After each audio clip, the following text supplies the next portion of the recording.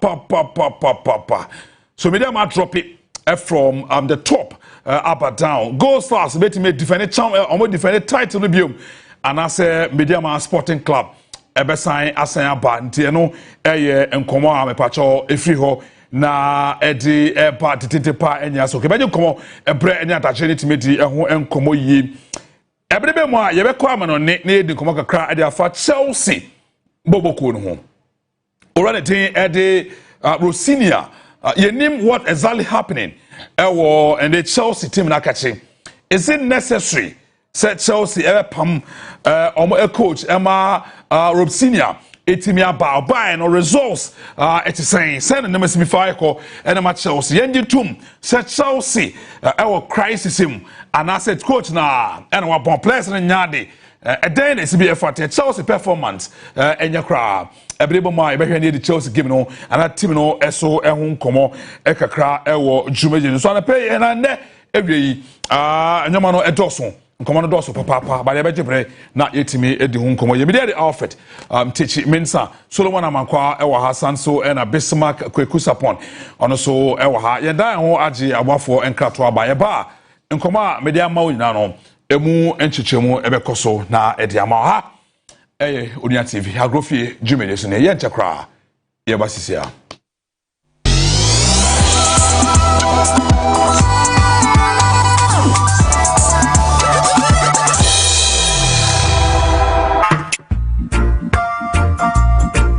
Saba e wo mo body ni ma nke kwana mo ba o ko se ena me dia samasio kane ne pa no na saa na me so ya na awode me edure na ade me nkwa no Kingdom Garlic Bitters no benefit me benefit wan wo so kwato wo de abrewa the smile ma abrante me chuve wonanti kakra na wabre nom Kingdom Garlic Bitters ene ne capsules nenya hode abre bia Kingdom Garlic Bitters ene ne capsules asembia nhu edeben we hu ama wani agise senior na my wife company wo mpaso Kingdom Ginseng Power Capsules nti sesia mpaso aye de Kingdom Ginseng Power Capsules emani tie ni asumdie befi abrebia oba bia o de pua hawo no edro ba kupa wo hia ne Tremendous Capsules esiesie wo ma wo ye oba sima enro yi wo benya bi wo ba bia yeton nro bia Kingdom Herbal no challenger.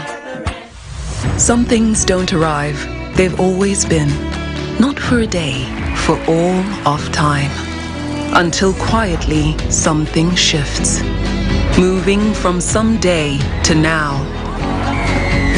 Women are not honored in time, they are woven through it, shaping every story, every voice, every breath. We are because she is, and because tomorrow they will be.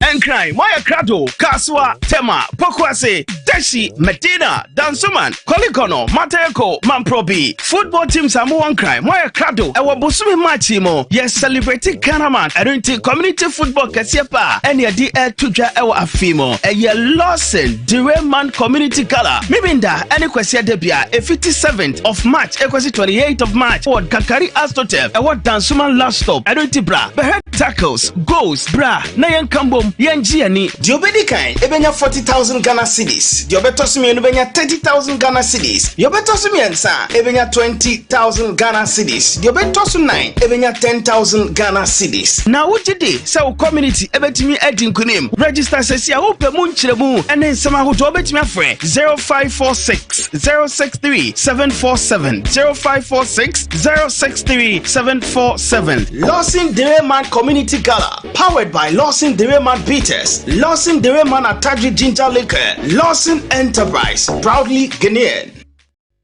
Impressor oil na capsules kura ahwadi nura eboa eyi yawa enam sasabro usisi wachiri bremo ne afi waposo nyina afri ni padua mu Impressor capsules kura ahwodi a etumi boa esiesie no mpa eho akokwa nia entokuntukuru dedemu ene afi waposo gregira awewe no nyina esiesie no ema no ahwodi foforo kura wope eduru a obetumi de wo ho atoso na ayi wo honam ya wo nyina ade a ene impressor ne eduru a wora owo yefunu yade mpo etumi no mbie se onom Impressor capsules now the Impressor oil to twibia eye wo ya no a ene ne wato adi ya wo bedwane entem so kra Impressor ya wo bedwane FDA age adwade nkrato yi ato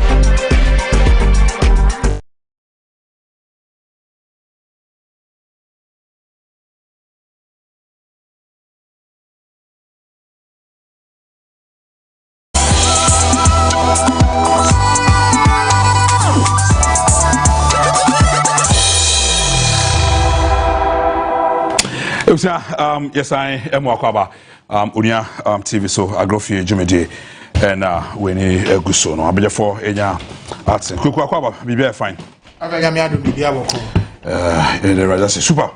Alfredo. Hoye. Yamiatum, Bibiaboko, say, was so here. Yamiatum. Weekend na wa. Ntama maye pa. Weekend what there. Newa. Wa papa. Say weekend shase. And I know ya one year no. Ne 1 month. Alfred, one weekend 1 month. And I said ne 1 month info. 1 month. Thursday I'm bejuma, Friday I'm bejuma. Until weekend ne 1 weekend am 1 month. I can count the bejuma Friday. Me this I count the bejuma Monday no. And Alfred and said they ba Monday and one year the ba Friday. Thursday me be anopa radio. Me ye na say I can count the ba ye. Sorry film the same zero. I'm 7:30 na be radio. The 7:30 na me wa out radio so what are you saying? I'm kakabe. Until long weekend we won't long weekend be long weekend we do weekend ni na me we do was I not at work? Okay. Mate. And I mean you do weekend.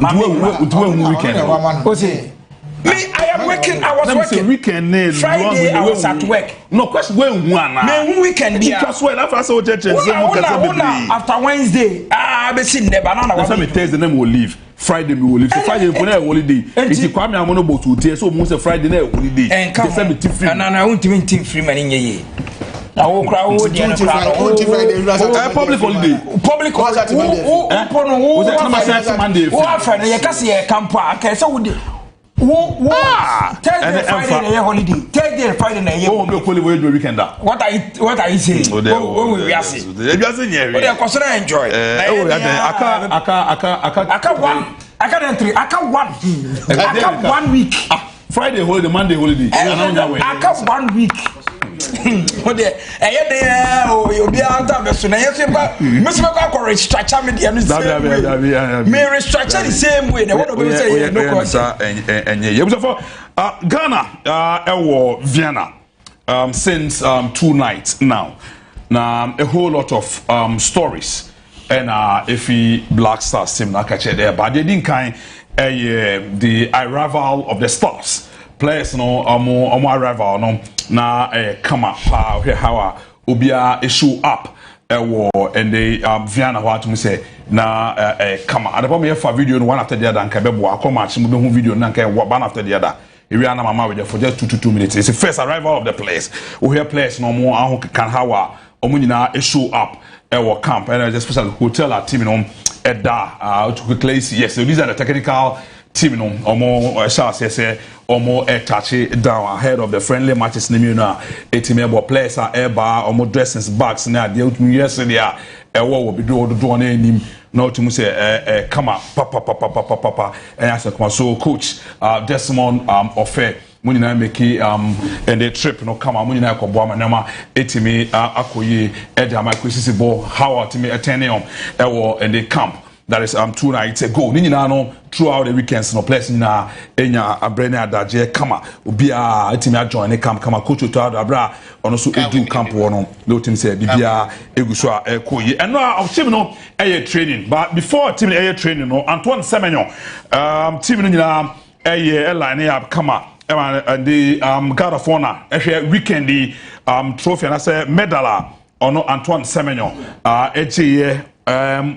over Arsenal. That's a Kabaka for the first time to here training ground before team be training no na yene Abrante team Eddie Antoine Semenyo ya bona baso ewo Juma Suma waye Eddie Amane hona fe ni team to sampa na enika ewo ho kama pa and after first training section say so etimi ekọ so enra to sampa obia eche ne bobre kama bebia and so etimi ko to currently players no almost about 90-95% omunyina no issue up and anapay and ebe to job say 2 players omo the attacking department no Brennan Thomas Asante and of course Inaki Williams so omo na weekend omo ebo matches ema omo clubs the various clubs no omo enya small knocks kakra Mwa and Boamo and join team no ahead of this particular friend. So me no etimi on man before Atonsa Eda Frere and Everton team at the round for the bois college door for say run join team no na bois na attacking department no enema intimi enkosu na and for to way since a few latest update if he Black Stars team na catch at the on Friday and Ghana Yene and the Austria ever born on Fie Monday Germany and so any Ghana and so itime because these are a few stars if you Black Stars in a catch and chair or Black Stars team papa well after the what I think say a good news about the Black Stars of Ghana say players are transfer from and apart from Inaki Williams weekend omo against Real Betis momo winning game na hono nya sa knock na went me and after Brandon as Thomas Asante Coventry City over the weekend you almost ball game e win here and also NMO no so nya make us knock into 20 me apart from that no players are transfer from money na omo team adjoin team and me feel say ohia ho keka na players no omo ewura hotel no omo wom even omo kodru hotel ho omokotna omotable ho omoko akodan ni nyina no se na namrantie no ase anigi e wo camp no se ya na bekọ a me fi se ebetimi aboa Ghana and many aji say yetimi assemble your first place and I say assemble players are ye dey go against Austria and then Germany. Austria is very important and make I say these are the kind of players are the Black Stars ye dey go work apart from say Inaki Williams out and then Kudus Mohammed out. Minim say via NS no betting fit before the walk up and then for now no maintenance. Apart from that, Salisu out. Apart from that, no and players are to me who say yeah one Abu Francis Abu also out. I want to me and apart from that, if you say these are players are oh my Ghana ya coach Otuado technical team Natonsa area from me person me against Austria game on Friday. ABC. Okay, super. Kitwe beyond Black Stars separation. I've read Mayencha Yasha for na Yencha Ghana for you know. I think at this moment, you know, every single Ghanaian you know, that kind of hope and belief say things will turn out good for the Black Stars. From last Friday, the official launch of the fundraising more a year through to Otuado and then the players and ebe assemble the entirety of the team in Vienna at this moment or more prepare the technical team, the warm reception Antoine Salam Semenyo receive the new call-ups to Ransford Yabua Koningsdorfer after say Inaki Williams and Brandon Thomas Asante Epuli out of the squad. I think that at this moment, you know, everything is falling in place for the Black Stars. But I've always maintained to say it is up to what happens on the field and they may determine whether we will continue to love the Black Stars, we will continue to hold that hope. Say Black Stars back into the 2026 World Cup, giving us that kind of confidence. Yes, majority of the key players, you know, are arriving. Of course, we knew players were not going to make it to the squad through injury. The moment our squad no more announced, you know, we knew exactly who were coming and Emma. So I don't want to, you know, fix my conversation, you know, around Salisu Awonya, Wamba, Francis Abu, Wamba, Inaki Williams, Kudus Muniho, because the actual squad nearby for these friendly games, you know, these players were not included. So the coaches really do have a plan to at least use the materials or more at this moment. The two international friendly games, you know. I think there are two players they pull out at this moment, and I think it's a perfect opportunity for a local talent to be given opportunity, especially Samuel Takumi of BBN Go Stars. And it's very, very difficult for him at this moment because game near Friday and they Tuesday. Yes. So you have barely 2 working days to ensure say Abranteno enya the visa to travel to Vienna, of which are very difficult within that 2 days, you know, to be able to get that visa. But then if Sir Abranteno not award the list of players are not more standby, However, I think that is the perfect opportunity to give Samuel Atakumi that chance to go and prove a point, because we are losing 2 strikers. Yes, one friend, an attacking forward in Abrante the day, Rashford Yeboah Collins-Doffa. He's been with the team. He played in the AFCON. Even though one started the AFCON year, but our last 2 games, our boy and the kind of quality Rashford Yeboah and by a team no more. He needed that confidence, but since then no young friend for even qualifiers in the idea. But this is a perfect opportunity to try as much as possible. Say you be integrated into our squad. Niyamane feel say he can do better. He can give us better. The same way with Daniel Kofi. Injuries, you the best of him. But anytime you have an opportunity, you a best quality of Daniel Kofi. So with Rashford Yeboah Collins-Doffa, I think this is a perfect opportunity to restake a claim of the Black Stars team anymore. But at this moment, all vibes, our club, hotel, and as a team hotel. On my first training session, you saw how the technical team push it through the players, through their pieces, ensuring that at least Obia Arrive Biano are feeling fit, are stronger to compete. These are 2 top international friendly games. It doesn't come any better. Say, or prepare for the World Cup. Even though I know the majority of the clubs wouldn't want to release their players, and especially when they are just friendly games and qualifiers. And so what's the deal? Most of the big boys, pull out. Cameroon, friendly game. But we say Brian and Burmo and the lights, pull out. Benjamin Sesko with Slovenia, he's decided not to join the squad. Other players, and they are France national team. Ibrahim Konate, pull out of the squad. Antoine Griezmann is opting out of the squad. Spain, Enra, there were players almost pulling out of the squad. Lamine Yamal, I'm told that Enra when training and they're on training with the Spanish team because they want to manage the workload a player no enya. So at this stage, say if a very crucial qualifier, other clubs find it very difficult to let their players go all out. But then again, for we a Black Stars, you can only hope that the players will do any technical team assemble that excitement. I've said already, say Alfred, I don't want that conversation. They say we put up a very good performance. We put up a very good performance after losing 3-0, 3-1, 2-1 to any of the national team. I was say a call out there to compete and win the match. The more you win games, the more you build your confidence, your self-esteem, and I think that this is a game against Germany, but against Austria, I will say you go all out to try on Thursday. You been the 2 games in proper before match day games in Ankasa. Magana Foso and Shannon Susan Friday.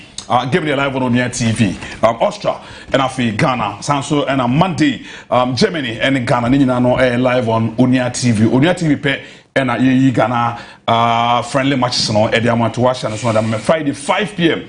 and a game no Ebehena itimi Efrase. Iti enche crasso. World Cup a home shows and so beba wakwan so ti te home komono ebeba yes say yenko World Cup yenko World Cup and Sampija e dey show no ebebrel enche cra yenko World Cup. All right, go Ghana Premier League after March the 26 and I pay me share table no to say no be blay asesa ewo table so most especially the leading club. There's been Mediama Sporting Club, Mediama Sporting Club, Mediama Sporting Club. Just over the weekend. With that 7-8 points, no, Gold Stars, Eklusi, Ebe taking lead, ADD Mediama 2 points. Who Gold Stars, so make me defend the title, no. And a Mediama coming back, and a Kotoko and has looking at the view of Moda, any Manchester, Aka, money. I think Mediama Sporting Club for the no me to me say Ghana Premier League no ombetimi win per go first decided say omutimi qualifier on the mom no dey akwa Africa ntinya obi anim say Mediama and we starting Ghana Premier League and we come the chance here matches are na say omutimi kwa we kwa pick points say ko win away matches na bibia there because so person win Ghana Premier League na e was say ko team win away matches at least team nya draw bi na win home matches ni na then we let me say won win Ghana Premier League Mediama start here so winning away matches or pick points away now start so winning the home matches acquire say 8 points gap no be so baby the net then say team be between about beside me dear home even against on it BBN Gold Stars team ko ball 0-0 or konya point honum and against Samates you say game or boy no so konya a point or honum I know tell say no bibia there the PFC say Medema afi Ghana Premier League as at match 226 na ke bia ye beka say Medema ay winners and so me winner because points and then tem no bia nim say koma jewi but after do baby no na ekwa say ombom home matches na enkoyi then away matches na so no enkoyi one na me hu ne say bia injuries are setting I want a team ni Ibrahim Tanko and then technical team no and a factor I don't do baby na the points of munya no na assist say na BBN Gold Stars started a close to gap no then after on my last 5 matches I difficult the mama say in the Premier League I difficult the mama so betting me winning apart from so winning MTN FA Cup no on my matches so mo nyina no obo homa no lose to Toho United then no akwa away no akwa ko lose even the home matches and him say media ma there say wakwa away no anya there at least the home betimi pick the 3 match 1 point no edu be na have difficult the amano say wa mo draw home na o lose game no and edu be no make say ya na media ma be born dia e be gin the amamo because that point say that media man tem any BBN Gold Stars na so no be anim so ma dia wi but Gold Stars social say oh decide oh born home so betimi akwa winning away matches then the home matches no be winning because this particular season cat teams are on my ball Ghana Premier League amun lose home BBN Gold Stars na ka media maka home but lose and BBN Gold Stars the only team this season on team in lose home e jo kwa we do okopeke points then oba home e kwa bi obefa so obeche obia no obe winning game because the home no dey say team betimi akwa dey e ba betimi akwa winning game and menim the SC will be my team num but me who say what the Ghana Premier League ni si ha now the MTN FA Cup ni si ha media am more interested in the MTN FA Cup than the Ghana Premier League sana me hu no because so here ahode na we approach am dey call the MTN FA Cup nim na we the same ahode dey call Ghana Premier League ma as a Premier League no menim say bia who qualify the Premier na Ghana Premier League na o kwa ko share the likes of Pyramid Ali, Etoile du Sahel, these are teams are almost about the CAF Champions League Africa, modern what was true. And meaning say, be a medium, and who say, where the kind of players or one I say, quality say, one team anymore, be our CAF Champions League, they make difficult at the amount of the for now, meaning, and be a bit focus on the CAF Confederations Cup, say, be our team, and then you're back with teams, I be a modern one from Kakra. I'll bet you my compete. Ebia no main American will say ebia no person me use my dream and until ebia omo this I said the Ghana Premier League no omo nya my dream say omo person omo because unto me 3 points in by 8 points then until ho mama ye me sound and until I say onya ready so betimi age the Ghana Premier but the MTN FA Cup baby offer echi BBN Gold Stars share no and baby oba be do no tell say as nani wo ho more than the Ghana Premier League until that me who say abedi the amami di because BBN Gold Stars last season on the Ghana Premier League and I mean kind of last time obedi the Ghana Premier League and no defend day and so mutimi yes ade na ebe ni je di amomo because and na me kind no me who the last time obedi the Ghana Premier League the following season or say defend day and je bia BBN Gold Stars make BB and we obo no home say obey sa bakosem na dia to say no age Ghana Premier League last season and then this season all defend it ye monwe ye dia but what take lead no ano no so say what we are the league ni sha say do baby no so na we performance no was so but the do baby no so ono so na we performance na en said anye and Gold Stars ekwa away sisi ya obekwa kolusu but ni home match no oba o make sure so betimi awi na dia ba kwa eboa no obewi ni home matches but away matches no en said enko yi mfa ma no and me feel say ebedin Kotoko Hearts of Folk Kotoko timinya 3 goals against Nations FC ewo Kumasi Babayara Sports Stadium and obebo against Aduana FC after the big game Kotoko ni Aduana game there aya na dey so betimi predict but sa hokika Kotoko di call Nations FC game sa na dey call against Aduana ebi obetimi akwa konya point because this particular season Aduana FC so a team day so betimi winning home matches ontimi winning home matches day the man obi obehia ne bia obo draw make say team otimi share no was against 11 Wonders no timi nya 1-0 bi 2-0 or 1-0 Nanaji Mambedu Agoro Pramaso. Since then, I had danger American FC said ombo home matches on betting a winning tea Asante Kotoko ne Hearts of Fukuno. I've had a bad day say Ghana Premier League matches like an adore so there can 8 or 9 matches, but still a day say Kotoko every team pay performance of pretty apono. Omo betting me Arabe Sabi the any go stars on at Hearts of Folk this season on also another team on also draw the Oyadie home and I'm happy say omu young venue and I say omu games na free Legon omodi aba cross sports na me be hwe ho no kwamba fa so mbebom homodi and omu ball blacks no dey likely so betimi apeke the 3 points but so omu beje league in the afet e be din dia mom me da say kukus upon I don't know enche adapa mayen league table no standings no say they see fatina fi the top 4 clubs are currently on betimi winning league you know almost the rest of their matches as and when ebe ready no adepa ebe my set me akasuba ma mentio. Alfred, Dapende, there were a lot of exciting games about the Ghana Premier League anymore. Interestingly, out of the 9 games in the Ghana Premier League, 7 home wins, 2 draw. Team be anywhere or 2 kwa win. Ekunya win. Draws nearby, and was 11-1 Destiny Samates, Hearts of Folk, Echo, Bandu, Echo PK draw. So this particular weekend, out of the 9 games in a 7 and victories at home. And Sana the Ghana Premier League, ebe twaso akwakoye because you drew the business aspect of the season where every point matters. Your home advantage, very, very important. Yeah, my top 4 standards, the numbers, and from Ghana for quick one. So these are the 4 top 4 of the Ghana Premier League log, and so I'll be betimi ewini de won komo enende ye di no de din kan baby any goal stars after March the 26 omo na lead table no den pa 48 point Mediama Sporting Club etoso me no 46 Kumasi Asante Kotoko etoso me nsa 42 and Accra Hearts of Folk and so etoso enai almost kuta 42 points. We can't even count Adriana outdoor Mamintio Suba. Alfredo, league games now are quite interesting. Bibiana nyami wanwa, especially with Media Money Dreams game. Okay. 1, Dreams needed 3 points. 2, history was against Mediama in the game.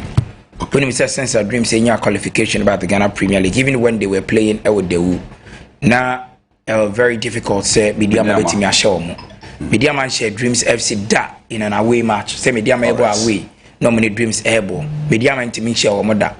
Enti on Sunday I was the Kaswatuba Astrotef, especially a venue since Dreams FC a movie called Omo Fortress. The last defeat Omunya was against Kerala United when Kerala shot by 1-0. All right. Since then, I am very difficult for any team to beat Dreams FC or the Kaswatuba Astrotef. So now I am surprised. Say Dreams share Mediama by 2-1. Mediama one team in as much as a season or more atope abo modeno. One of their biggest weakness or more away performances. Okay. And it was something say it drew the most critical part of the season.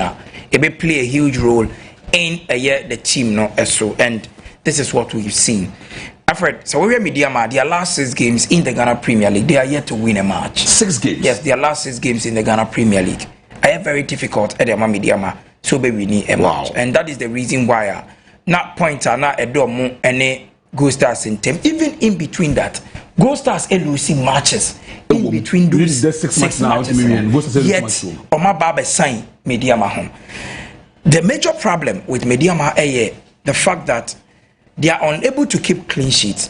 They are unable to utilize a lot of chances no munyano. Meaning, say the change of personnel, Ibrahim Tanko, Ayeno, and I affect trouble because at the start of the season now, then you may so rosy Edma Mediamano.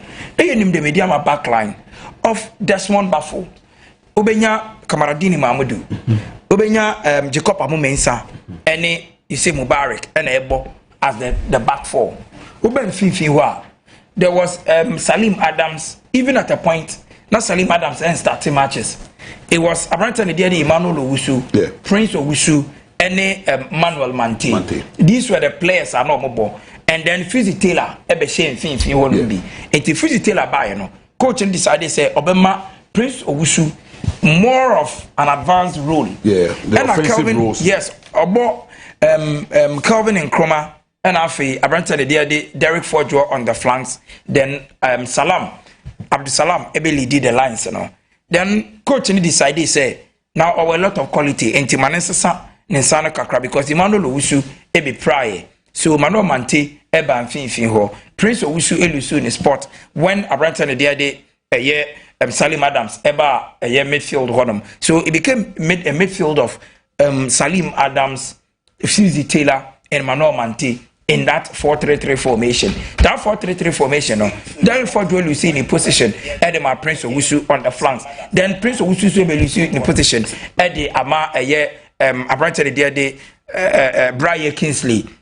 To now, or to about Kingsley Braye, no about Kelvin and Chroma, no about Abdusalam. It do Abdusalam and started Kingsley Braye and the LED lines, you know. Then when you're Derek Forjo or Prince Owusu, so there have been a lot of inconsistent selections, and then they created a lot of problems. And the connectivity in terms of the midfield and the attack, and it is one of the main reasons why Mediama, with all the point build up, any the gap or mutiminya, you know, or metimi LUC. But for baby any good stars, I think that Fred Smith ever for a team, you know. Now team no was in transition after moving on from Frimpong Manson, the CAF Champions League, you know, it didn't start pretty well. But Fred Smith after Nanayo Amankwa, about 3-4 games. He made sure say on year wholesome change. Obe follow the pattern. Nanayo Amankwa no they bought the Ghana Premier League, you know. But the only thing Obe say, Obe make sure Obe tweaky the system because Nanayo Amankwa preferred the 4-4-2 system. Yes. But Fred Smith pay the 4-4-2 system not like that. Inti or pay the 4-2-3-1. Ubenya 2 DMs. Bakobebo as a DM, Bakobebo as an offensive and as a central midfielder. Ombe control game no more. So Obenya a lot of numbers in midfield. Obenya a lot of numbers in attack. Someone attack me as the lone man. But so Razak Sanua, you will prefer someone attack me off the striker. And clearly Omu Enya the needed result Omu Enya. And Enya me one say all of a sudden, Bibiani Gold Stars are rising above this season. What team are we winning the whole match to do? Bibiani Gold Stars 11 home matches and we're winning, and it tells you everything about the Ghana Premier League. So we have homework in here. No, we can win 1 or 2 wins, and 1 or 2 draws at the Kanwa. The likely we say league in Obejino since 2012. Didi Dramani. Edge the league no back to back. Edema Asante Kotokono. I think it's very difficult. Edema coach Bia say league no back to back. I think that the last person was Maswa Kunedu. Oh, no, so the Asante Kotoko. 2 seasons. Back to back of the Ghana Premier League. It's been quite difficult. And Enyami Wanwa say baby any go stars to me Agi league, you know. Interestingly, baby any go stars. We had a fixtures academy baby any go stars. Now we have fixtures academy Mediama. Mediama games you know looking very tricky. Because those fixtures, you know. Fixtures are Mediama. The last 8 matches are Mediama. Yes. And after matches are Aka for baby any goal stars. It looks very difficult. Edema baby any Edema Ghost Mediama than Ghost Stars. Now Mediama matches now on in the Premier League, you know. Mediama bebo 11 wonders. Ombeko Bechim, of which Bechim United in the relegation zone. So game no Equia say Bechim United first to get 3 points, no. Because Bechim next game away. And the likely we saw Oboka Kulusu away no higher. Mediama we are Obo Bechim be probably Asante Kotoko TNS Sports Stadium. Wow. Kotoko nim say there is a gap. And I said there is a thin line now. The Ghana Premier League, you know, they will not come to TNA and want to joke. Mediama Bokotoko we are also a relegation threatened Brekum Chelsea, of which a very, very difficult game at the Mediama. Then the almighty Mediani Gold Stars Mediama clash at the TNA Sports Stadium. A very tricky encounter. Say if Mediama we need 3 matches between the 4 matches between 11 Wonders, Bechem Asante Kotoko any breakum. Na baby any Gold Stars. And so we need the matches, 4 matches, no proud to Wamuni Media Mana. The game are able to make defining who wins the Ghana Premier League. And the Media Mani baby any Gold Stars at the TNA. Right after that game, Media Ma Ebeko away to Basake Holy Stars. Holy Stars also per se or secure a better position because league na yebon baby a ubede bia ne husika ubenya at the end of the season. And Holy Stars at this moment they are 8th on the league log. The likely so betum crowd rise up and also a 5th and 6th our league in so a higher. So they will want to at least for clarity on bet menya that point no. Media mabebo Heart of Lions ewo TNA. No ekowie ni nyina dia Crash Sports Stadium with Heart of Folk. So we list ni mo a Media ma ebo top matches as against a Bebiani Gold Stars. Alfred Bebiani Gold Stars last 8 matches are aka. Obebo Karela so Ghana Premier League top 4 no. On one last match is aka na da Uskuna Super eka ehun ase no. So mama Bebiani Gold Stars next game ever the Aliu Mahama Sports Stadium against Karela United. Karela are inconsistent. As to the Gold Star bit Makowini higher. But Karela at home, it looks as if say Gold Star bit drop points against Karela United. Bebiani Gold Stars after Karela or say about Agoro Fie against Nations FC. Nations ever poor away record. And the end one say Bebiani Gold Stars able to me after 3 points, you know. Or we are all Jampia Doma Aquacobo Ediana FC and some about Samates a Western Derby. Then about Mediama into all 2 Western regional teams within a year 2 weeks. Then Obeko home against Hohoi. No I call Dreams. Then the last game of the season about the 11 Wonders. So these 2 teams, we will rate the matches of Mediama and the matches of Gold Stars. You can clearly see, say, Gold Stars, you know, and matches say more kakra match be anyamre there, but match be one the category no. And here be switching be, and Gold Stars stand there advantage. Say obetimi age the Ghana Premier League, you know. But Alfred, for character, any BBR. I still hold that belief say Medium Abbey we need the Ghana Premier League this season. I don't see Gold Stars doing a double. Right. But I say I know Solomon Amankwa the Superman. Show there live on X. X in so Agoro Fie on Unia TV page or X and kind of Twitter and so live or Sanso and TikTok.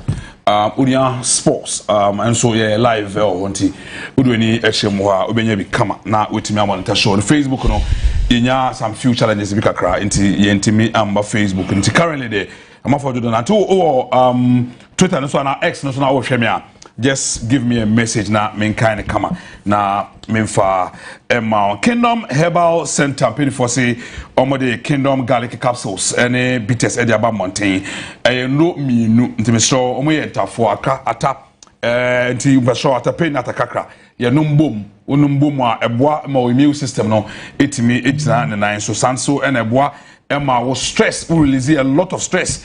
To me, so we be never papa. Sanso, Juma Jenka, Crabia baby, I know a bread. What's not see Jumaka crowd, who may so now Juma Unam Kukumu to John, Unibia, Ebebo, Papa, Sanso, and a Kingdom, Ginseng Power Capsules, and the Patrono, and so a Memedro, we are Bema, Pebinum, Ebebo, Ma, and Ma Akoyi, na, Ediama, Sisina Yano, Obu Sisiade, was San. So, ekwa na ba misho unya Kingdom Garlic Power Capsules na edutomo pa twetwero na eyini nyina edi fru na fe baby girls no tremendous capsules and so unya bia ebebo ye papa ma etime yi ndi eyawo ene pampan bia o bia no ebe yi nyina edi fru hoda ma bosom so a obeflu kama di bia eni echire fe doctor it was 0597 2988855 0597-298-855 and I say 0559-761-144 number pacho ofre Kingdom Herbal Center penifo onsa ebetimi aka omum yemwie yankomo no ewo amana kitu bi na yemwie full lines no Kweku, your own Chelsea, your very own Chelsea you Chelsea team ni Chelsea team recently my performance table no so say United for best cost still a former na Chelsea for eba problem bi o ho na coach am pam no manum ho I think say the coach we ni buy no ubusa me say again me hu ne say oba obebo na me so bibia no de be ka team no and so when we be here adwuma na say bia de bia person dictate mana se ne o makoyi a me ne ye bom mba so and ne o man koyi a me anso de be bom so bo so me nyaade okay and then the cross between Chelsea board no and Enzo Maresca okay the decisions bi o homo take here onya we onye preview to but ono so ye manager no enter on ka say decision no mba kwatena se mu take wi na ma be ka tell me say me ni so and ko basa na ma anye fair to me nya adwuma no and na ma omo ntam tete ye but say utie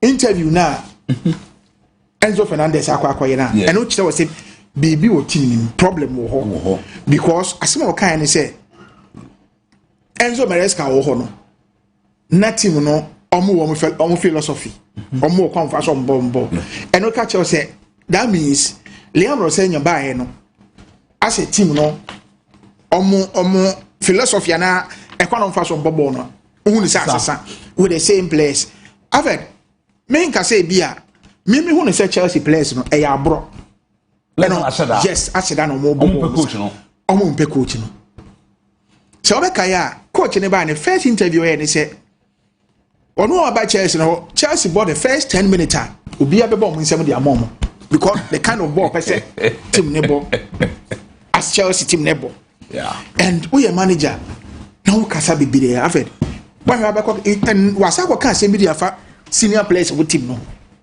say as e bi ma sheda na omom pese ombeku omo ho abo omom pese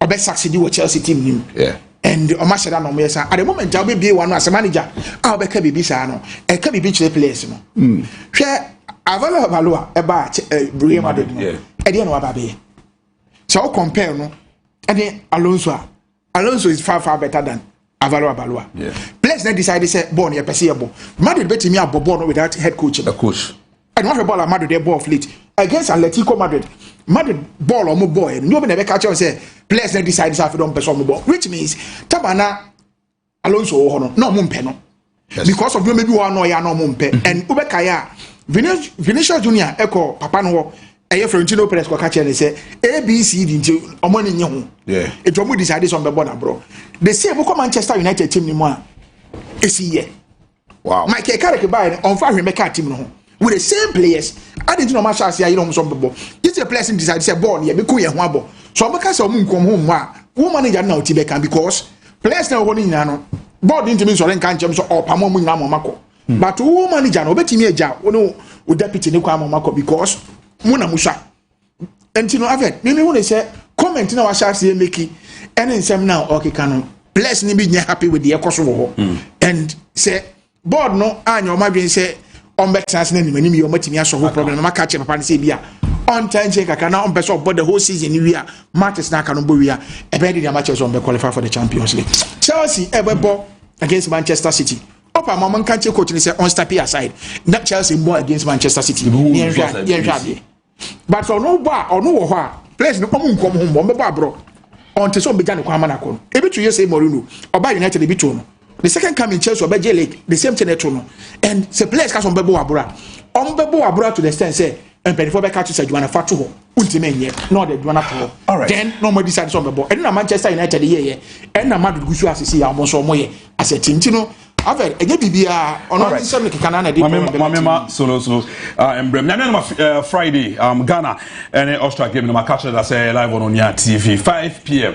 nti obehye nso na odia mama na ye dey Ghana and Australia game no and so etime e dey ama kamana free ebra bia ye dey yenko World Cup and so e dey be ma exactly 3 yenko World Cup and so e dey be brew Tuesdays and so e dey exactly 3 p.m. and so ebeba wakwan so nteno so ya na wa hye so na ode amen super ma mentio Alfred quite disappointing Edema Chelsea considering the kind of hopes and war with coach Liam Rosenyo. They expected say Obabe the messiah of the team, especially from his first press conference conducted here with Chelsea.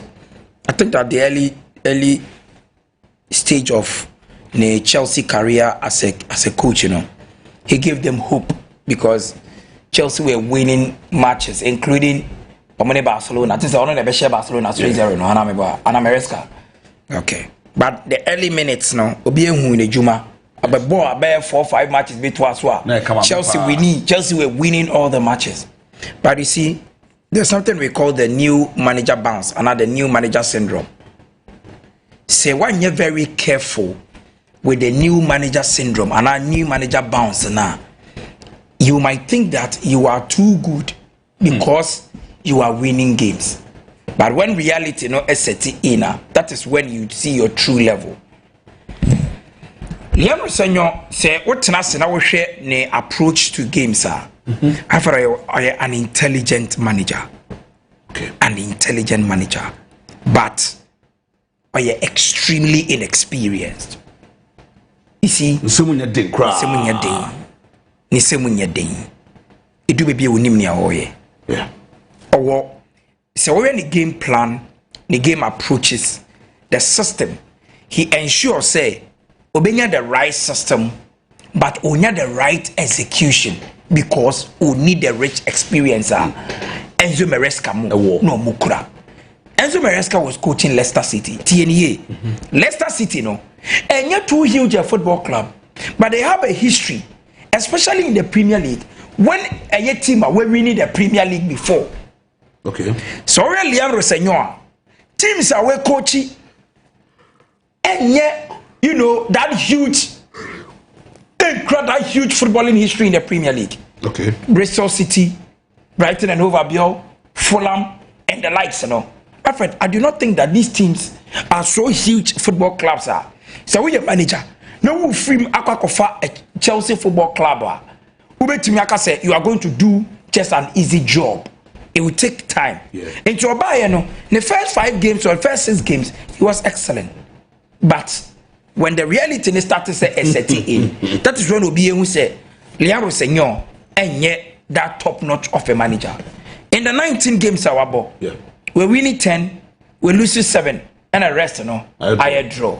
And bad. And can get bad result. But so we teams in Chelsea are show. No way teams in Chelsea lose one more. And when the whole conversation because majority of Chelsea wins, the Carabao Cup. Wrexham need those teams, and those teams, on any other day, any win Chelsea ever celebrate on. Yeah. They want to win in the Premier League. They want to win in the Champions League. Yes. Alfred, it is humiliating. Say Chelsea may face Champions League anymore. They lost to Paris Saint-Germain. Almost show in the final by 3-0. No more lose them at PSG by 8-3. Alfred, a disturbing for a huge club like Chelsea. But for Liam Rousseau, Alfred, I've said this. Chelsea players, be now inexperienced, and coach, inexperienced. I think that at the end of the season, the Blue Co group, will try as much as possible. Say, all right, a huge hand, especially when a lot of managers will be in the market. Yeah. And I think that the Chelsea at the Mano. At the end of the day, they will not qualify to the Champions League or whatever. But if they are able to secure the Europa League spot there, then they will go through the market and get a proper coach with a class to make my handle. Chelsea come on so you follow how are Chelsea about back to almost a winning way. Say doing come. So I said Chelsea currently there at the tap and some crowd will be now who's Chelsea supporter will be saying continue fun sense the bunker so Chelsea ni ya pa nti enonko uza and yede Agoro Fie Jumedi Tuesday edition yede AC yakopom ya domana dum no chana yebesa aba no mensa de sebeka bia no yede abrega for but please don't forget say on Friday Ghana Black Stars match no live on Onia TV yebehwe na yetimi yede nkomo ababa besu we dey the outfit techimensa yakra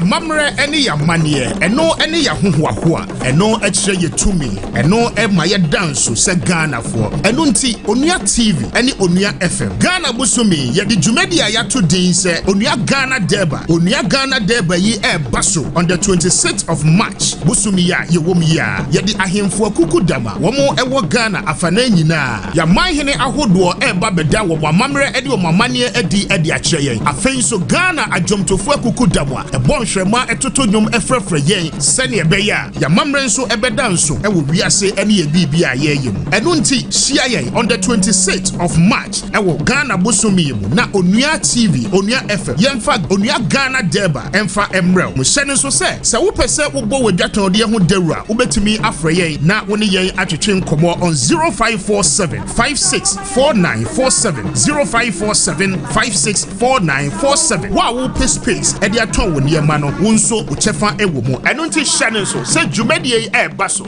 e wo Efia Sadaland Park e wo nkran anopa 9 o'clock pepepe 27 March na ni nyina no ahyase Onua Ghana Deba ya dwene wo ho Ghana busu mu ya hyehyɛ a ya de bros nkokra Onua Ghana Deba nyumeko ase yasen aya darling lemon drink Jojo energy drink Bang of Ghana Tinated Herbal Midima for Herbal Clinic You Fresh Drink Adum Cobitus a free dependable herbal First HR Hotel and Airbnb Fem Natural Mineral Water